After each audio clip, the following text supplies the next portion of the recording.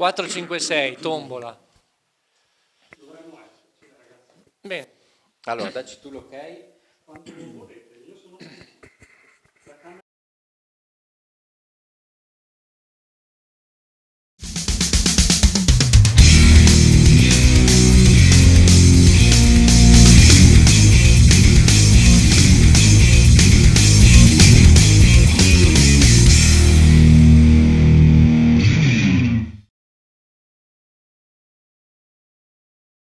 E allora, oggi nella nostra redazione qui di Hotcorn abbiamo due ospiti molto speciali, Pier Giuseppe Zai e Eleonora Fani, che sono, possiamo dire, elementi dietro a quest'opera ambiziosissima che è Creators the Pest, un colossal che in Italia non se ne sono visti tanti così. Sì, siamo... Buongiorno a tutti o buonasera a tutti. Dipende da quando lo vedete. Quando lo vedete. Va benissimo. Ok, pardon. Incomincio subito con Anche una gaffe. buonanotte. No, anche buonanotte. Magari Anche uno lo buonanotte. apre. Perfetto.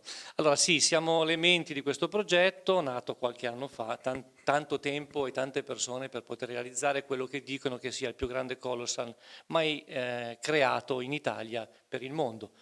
Soprattutto perché poi siete riusciti a coinvolgere dei nomi come, ne dico solo due, Gerard Depardieu e William Shatner, Esatto. leggendario di Star Trek. Sì, orgogliosi di avere due Ci personaggi credo. del genere. Poi Anche perché, scusa, la prima domanda è come ci siete riusciti a coinvolgerli? Perché non è Perché che... abbiamo una storia straordinaria.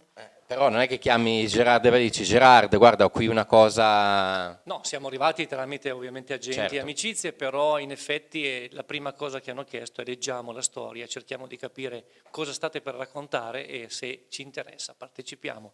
È stato un esito molto positivo, anzi entusiasmo direi, e siamo partiti con questo grande cosa. Partiamo dalla storia allora che è partita da te. Sempre a me perché sei la dovete far sceneggiatura. raccontare la storia. E no, perché c'è tutto questo mistero dietro a questo film, per cui certo vi dirò qualcosa, posso dire Dacci qualcosa. due indicazioni. Però vi Possiamo dico dire che è un film anche, di fantascienza? possiamo dire che è una trilogia. È una trilogia, esatto. E per già questo... diciamo qualcosa. Sono 3 film, Creators the Past, the Present e the Future. Questo è il primo perché è il passato. Poi abbiamo il presente e il futuro. Che sono già scritti, giusto? Beh, diciamo che c'è una linea guida, abbiamo già pensato a una linea guida. Cioè, credo The Pest è fatto, finito, comunque ci sarà. Appena sarà possibile. Esatto, però l'idea è proprio quella di costruire appunto una trilogia. Sì, esatto, nasce come una trilogia e la struttura è quella della trilogia, per cui chiaramente c'è già l'idea di tutto il sequel, Certo. anche se ci diamo l'opportunità di vedere anche a seconda di quali saranno i personaggi più amati dal pubblico, cosa sviluppare di più, cosa spingere di più, eccetera, eccetera. No, ma come nasce questa cosa? Cioè, ti svegli la mattina e hai una visione? Come... Beh, allora, la mattina in cui c'è stata la visione l'ha fatta Peppe Zaia prima di incontrare me perché è stata suo il soggetto originario, l'idea originaria, che poi è stata modificata molte volte perché inizialmente era una storia che prevedeva un oggetto alieno che si chiamava Lens, che ancora si esiste. vede, sono queste sfere che si vedono. Sono queste sfere che si vedono nel film e che è rimasto a oggi nella storia, ma che nella versione originaria era un po' meno fantascienza, alieni, eccetera. C'era questo oggetto un po' strano e poi tutto basato sulla nostra pianeta Terra, eccetera. Poi ci siamo conosciuti perché lui cercava una location e casa mia si prestava particolarmente come location fantasy, perché è una casa un po' strana. E da lì abbiamo rielaborato come utilizzare inizialmente quella location per il film e per il soggetto che lui aveva scritto. E da lì abbiamo rielaborato insieme la sceneggiatura, inserendo poi tanta parte più di fantascienza fino al punto da far diventare il film proprio un film di fantascienza con attori americani, hollywoodiani. C'è anche Bruce Payne. C'è anche Bruce Payne, che è un altro che fa di solito il cattivo nelle sue parti come Dungeons and Dragons, piuttosto che Passenger 57, Esatto, sì, una parte che in da italiano si chiama Terrore ad alta quota, o che ne so io, Lord Jacob di Highlander, che ha quello cattivo anche lì. Sì, E anche da noi fa il cattivo, È il suo perché destino. gli riesce bene. Curioso è, per esempio, per Shatner, che ovviamente ha fatto dopo Star Trek tantissime cose, ma non ha mai più fatto un film, un colossal di fantascienza. Eh Cioè sì, lui era è da tanto. passato da Star Trek Tra l'altro grande cantante, a me piace a anche come Creators. cantante William Shatner. Bellissima voce. Sì, sì, sì, bellissimo, ha fatto un po' di dischi fantastici. Beh, su questo ci sarebbe tanto da dire, perché in questo film Immagino. cantano tutti. E beh, poi, vabbè, insomma, la storia di Comunque, Pier Giuseppe canta chiaro anche da quel punto di vista lì, no? Perché no, certo, viene certo. da lontano. No, volevo fare una domanda a Pier Giuseppe. Cosa si prova quando tu metti l'occhio per gestire il set e ti vedi dentro Gerard Depardieu? Non c'è un minimo di Allora, innanzitutto... timore reverenziale, perché insomma, Sì, sì, comunque... vabbè, a parte l'emozione, poi tra l'altro i primi set sono stati fatti proprio con la chiusura dei Castelli della Valle d'Aosta, un blocco totale del turismo con Gérard Depardieu e centinaia di comparse. Mi sono trovato nei primi set con questo mostro sacro. Gérard è un grande, è uno che entra nella parte e ti distrugge il set in maniera positiva, proprio... Come è stato lui accessibile? Perché ci sono tante leggende che girano. Ma guarda, io attorno a ti Gerard dico, Depardieu. Gerard, al di là del suo carattere, che ovviamente è una persona con un carattere importante, tutto quello che dicono di lui che beve e non beve, noi in settimane Pizzoso, che non sai. ma abbiamo fatto cene continuamente, ma non ha mai toccato vino, non ha mai toccato nulla. Una persona che sul set è una macchina da guerra. Io ho trovato anche in William Shatner è anche un regista, è una persona che sul set alla veneranda sì, età è un di veterano, 80 e più insomma, cioè, anni non è- arriva sul set e ancora non si permette di darti dei consigli, però fa magari notare che guarda, quel faretto l'ha messo nell'angolino, se fosse inclinato un pochino di più illumina più. Cioè una persona che ha una testa tanta, come si dice, una persona che ha di una cultura cinematografica incredibile. Ovviamente 50 anni di Star Trek, cioè di attività, permettono a lui di E dire... tra l'altro poi avete dovuto anche passare poi al doppiaggio.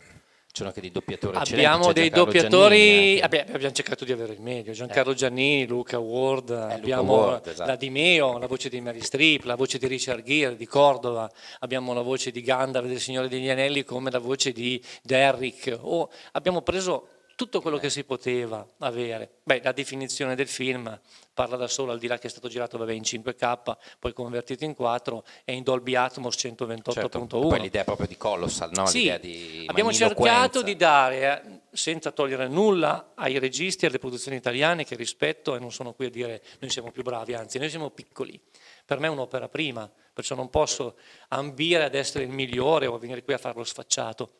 Io rispetto il cinema italiano, sono un patriota del cinema italiano, però abbiamo fatto qualcosa di diverso. Ci siamo Certo, poi il discostati. riferimento di quel genere lì è ovviamente sempre americano, insomma, no? Cioè, no, sì, inevitabilmente sì, anche perché... ma leggermente diverso, mi permetto di dire questo. Allora, quando siamo partiti con questa storia che abbiamo poi scritto e distrutto insieme, perché ci siamo divertiti a ricomporla un po' di volte, quando siamo partiti con questo progetto abbiamo detto ok,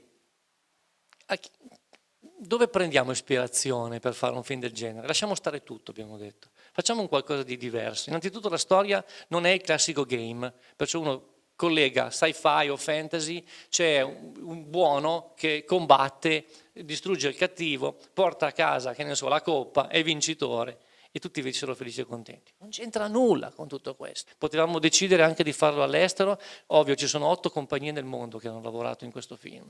Se voglio, cioè in questo momento possiamo ricordare per esempio Walter Volpato. sì, il Coloris di Star Wars, appunto, no? Che è un grande italiano Non di solo, Hollywood. Interstellar, Green Book, Anche Avatar, Dunkirk. forse? No, Avatar Avatar no. no. Ha fatto tantissimi film, adesso non li ha fatti tutti lui, però, però del Volpato è resto un'eccellenza lui non ha italiana mai di Hollywood. colorato un film in Italia, ma non perché disdegna o qualcosa del genere, perché comunque non ha mai avuto occasione di fare colossal Tipo di produzione. di produzione, esatto. Ed è per noi un onore, un grande onore avere Walter che oltre a essere piemontese, perciò essere più o questo meno legame. compaesano, sì, combinazione, è stato un caso, e comunque un colorist tra i migliori del mondo. Sì, certo. Leonora, tu però c'è anche una parte, c'è un ruolo in te, oltre ad aver scritto la storia, raccontaci un po' il tuo personaggio, chi sei? Allora, io sono uno degli 8 creators, sono 8 esseri alieni che governano l'universo e uno di questi, che è l'EDR, che è il mio personaggio, è quello a cui viene dato il compito di recuperare una di queste lens, che sono questi oggetti sferici alieni. di Esatto, cui e sono parlavamo 8 lens, prima. no? Ci Uno per sono ognuno. 8 lens, esatto, uno per ogni creators, e ogni creators ha un legame particolare con un'area della galassia e anche con un pianeta di riferimento, perciò c'è anche un creators strettamente legato alla nostra galassia e al nostro pianeta Ok. Terra. E la lens che io devo andare a recuperare è proprio quella del pianeta Terra, perché il pianeta Terra sta un po' sfuggendo di mano. Diciamo che i creators, Tipo adesso, vedi, che tipo ci sono così. degli echi. Ma non solo, nel film si parla anche di virus, pandemia, pensato molto tempo prima di quello che sta capitando adesso, ovviamente. E quindi sì, ci sono dei richiami forti anche su questo.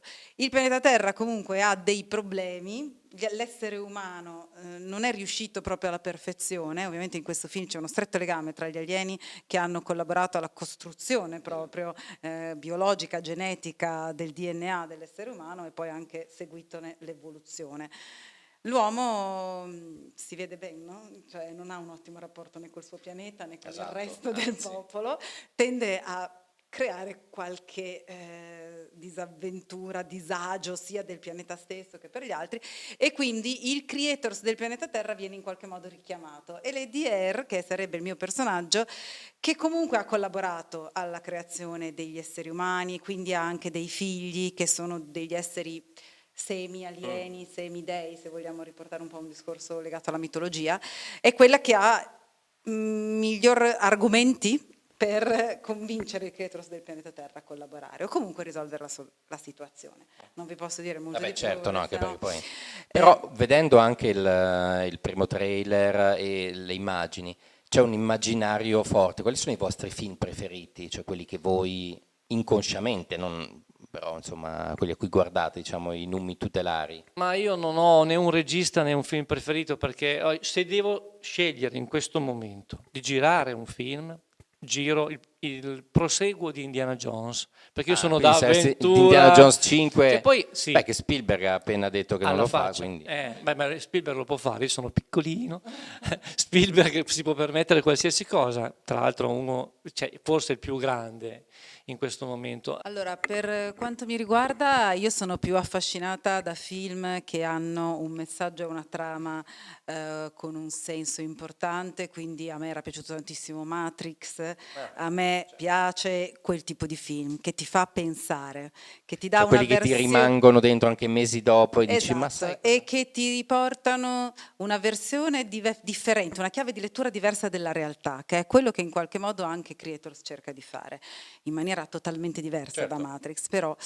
E poi se ti devo dire, per quanto riguarda invece meno l'aspetto contenutistico, che peraltro era comunque bellissimo, ma più che altro per l'effetto e per il discorso dell'immagine, a me è piaciuto tantissimo Al di là dei sogni, Ah, con Robin con Williams, Robin Williams, che anche lì c'era proprio un'altra visione, no? sì, lì c'è anche un'altra visione dell'immagine, del colore, di come Sì, quasi entrare, pittorica era quasi quel film, sì. pittorica.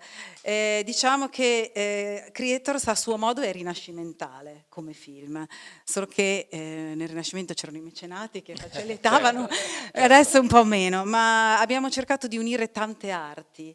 Adesso siamo arrivati alla fine di questo viaggio, ma quanto è durato il percorso dalla prima idea, dal primo confronto Vabbè, vostro fino a. le prime idee, allora io nasco da un mondo parallelo, io nasco dal videoclip musicale, tu vieni dalla musica. ok? Perciò il piccolo cortometraggio però dove devi prendere il cantante e riuscire a fargli fare un qualcosa di carino anche a livello visivo.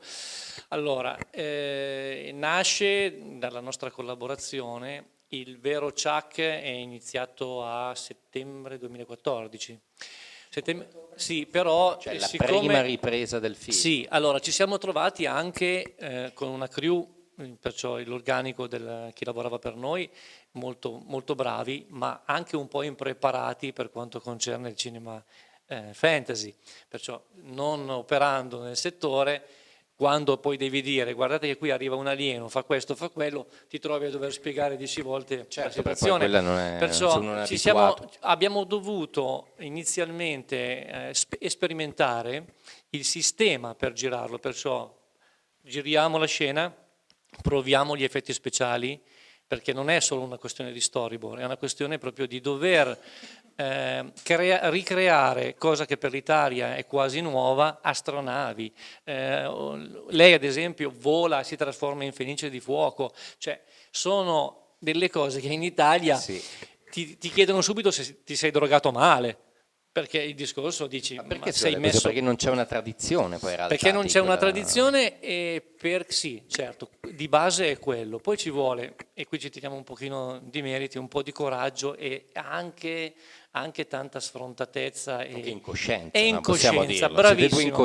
incoscienti. Siamo degli incoscienti. Noi moriremo bambini, perché anche se alla veneranda età di quasi 54 anni sopravvivo in questo mondo, sono un bambino. Dentro sono... Siamo incoscienti o siamo veggenti, quindi o Esatto, siamo dei bambini o siamo degli Beh, come i alieni. profeti, no? Come i profeti una Potete volta. scegliere voi se preferite quale delle due versioni. No, non esageriamo, non esageriamo, però io dico, il Chuck, come dicevo, è 2014, 2014 e l'abbiamo girato a blocchi, Quando vi piccoli e siete grandi. seduti invece l'avete visto per la prima volta finito?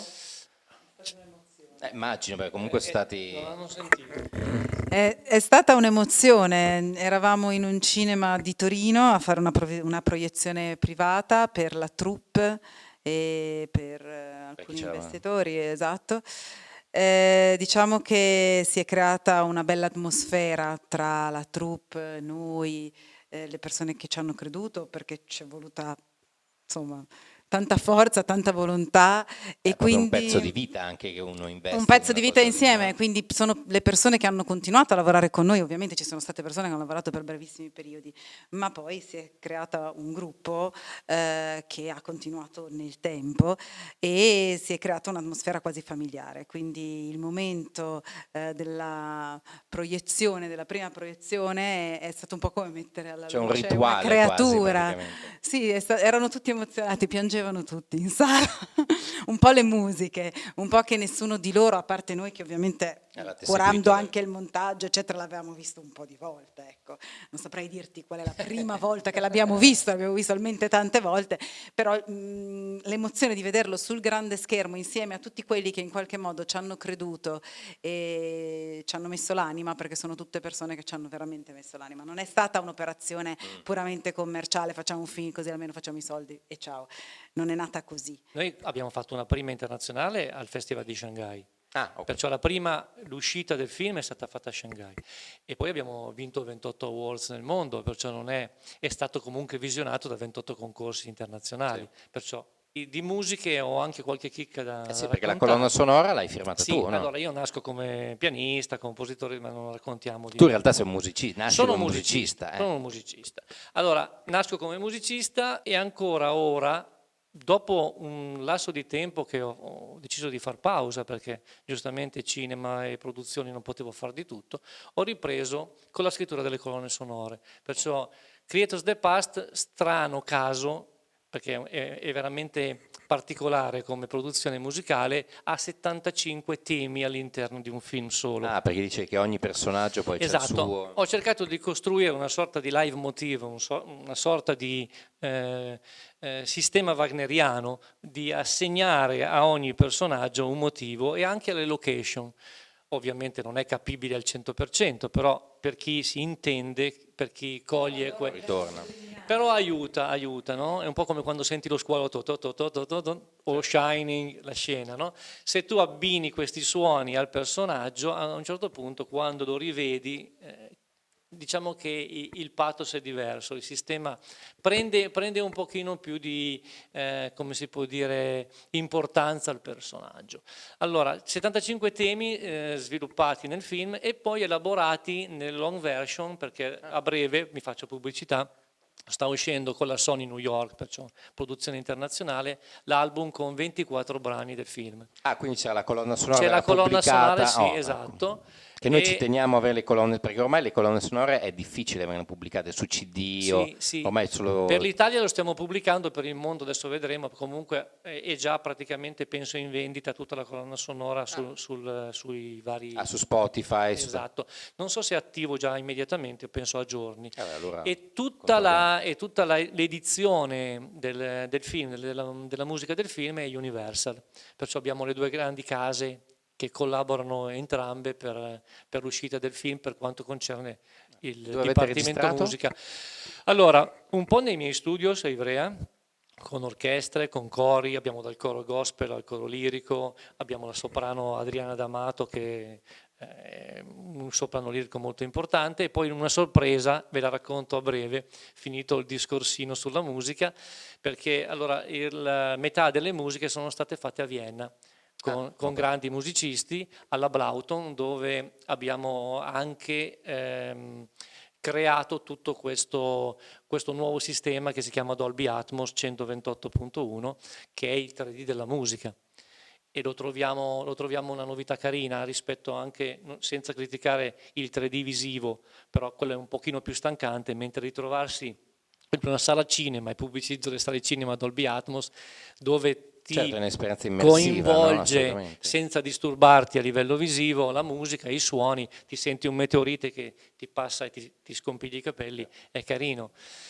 Sono dei begli effetti sonori che penso di portare avanti nei prossimi film con l'Atmos, il mio progetto. Allora, il discorso invece musica lo termino con questa chicca che si chiama Dimash Kudaibergen, un nome stranissimo. Questo ragazzo del Kazakistan di 25 anni è per me, che comunque ho collaborato con grandi musicisti, ho prodotto molti cantanti e per tanti, la voce più bella del mondo. Questo ragazzo ha 6 ottavi di estensione, perciò Quanti ne a ha? parte a 25 anni è già famoso, anche dei video su YouTube con 70 più milioni di visitatori.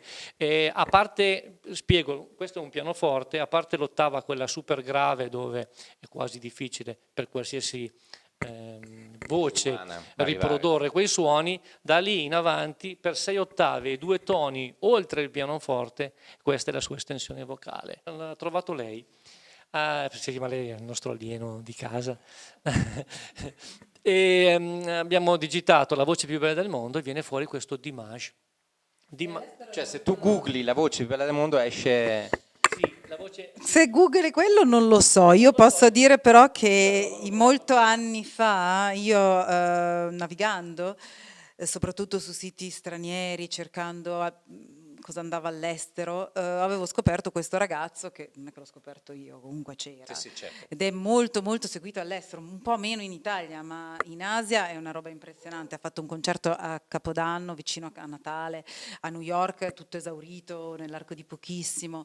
Diciamo che mi aveva veramente colpito tanto e ne ho parlato con Beppe chiedendo un parere suo rispetto a questa voce che secondo me era straordinaria, ma ovviamente il mio orecchio non è il suo, lui riesce a sentire cose che voi umani non potete neanche C'è gli immaginare. ultrasuoni. Lui in un'orchestra con 300 elementi dice c'è qualcuno che ha sbagliato una nota, tu dici Ed è così, per cui... E anche a lui è piaciuto molto, quindi poi siamo riusciti a inserirlo nella colonna sonora e a fargli cantare un pezzo dei titoli di coda, che adesso faccio spiegare. No, dunque, termino, scusami Eleonora. Scusatemi. Allora, lui canta un brano che si chiama Cross and Less Dimension, di cui tra l'altro abbiamo finito il videoclip oggi. Che è stato scritto da? Da me. Allora, è sempre Pier Giuseppe, vedi la cosa carina... cosa musicale a Pier Giuseppe non gliela toccano, allora, piuttosto gli potevi fregare la regia, secondo ma me, io vero? come dice lei, l'ho fatto solo per proporre le mie musiche. Cioè tu in realtà hai fatto Criedo de Pes per fare la Per colonna fare sonora. la colonna dillo, sonora. dai, Poi dopodiché dillo. abbiamo incollato delle immagini e questo è quello che andrete a vedere.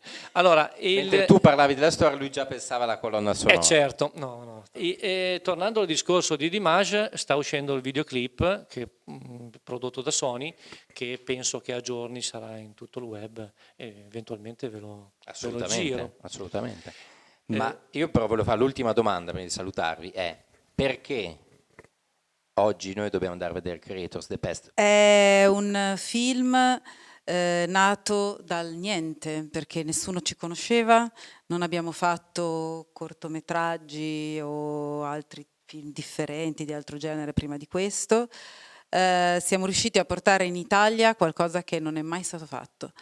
Abbiamo avuto coraggio, ma ci abbiamo veramente creduto tanto e ancora ci crediamo così tanto. Vedere questo film sarà un'esperienza straordinaria, perché è quello che dimostra quanto in realtà siamo un po' succubi del mercato americano, dei film Anche dell'immaginario. e a volte, no? dell'immaginario, quando a noi non manca assolutamente niente, anzi ne abbiamo da regalare agli americani da un punto di vista di creatività, e in effetti Certo, abbiamo di storia. stilisti, abbiamo importantissimi scultori, poeti, musicisti, cioè voglio dire, Abbiamo gli il genio italiani, italiano. il genio, il famoso genio italiano, soffocato, messo nell'angolo, confuso probabilmente dalla difficoltà di affrontare un genere come quello del fantasy o sci-fi, che noi abbiamo cercato di recuperare. Quindi vogliamo solo fare un regalo agli italiani,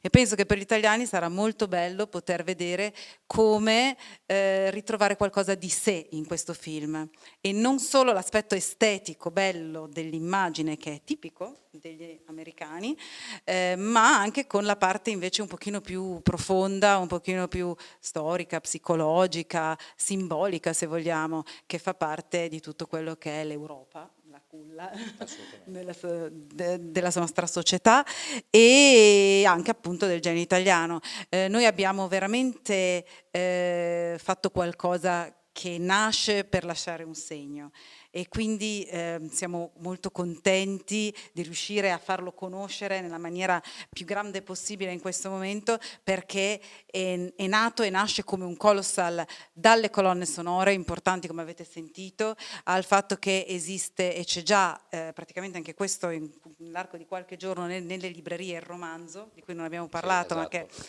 è edito da Albatros, che ho scritto io insieme a Gea Mizzanicorio, e che è di nuovo la storia del film. E di nuovo una cosa particolare, curiosa, strana, perché non è nato il libro o la storia prima e nemmeno dopo, ma un po' come la colonna sonora ha creato le scene, perché lui l'aveva in testa mentre le girava. Il libro si è scritto durante il film, è nato tutto insieme, è un'opera completamente innovativa, e quindi forse... Sì, ma anche la sceneggiatura si è costruita tutta insieme.